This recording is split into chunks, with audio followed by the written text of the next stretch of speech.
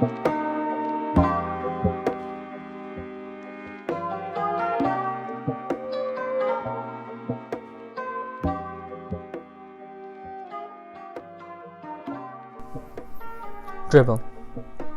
Hi everyone, today we're going to learn how to perform the dribble.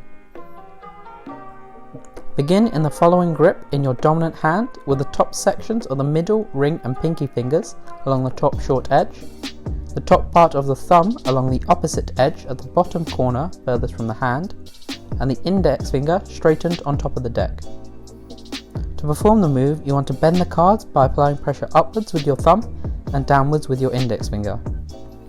To maintain control of the cards, make sure not to apply too much pressure. Experiment to see what works best for you and what is most comfortable for you. Your other hand needs to catch the cards in the following grip with the fingers extended and bent upwards and with the pinky straight up. It is also helpful to orientate the hand towards the body so the cards are supported by the pinky finger as they fall. In your dominant hand, from this point, slowly move your thumb upwards, riffling the cards off one by one.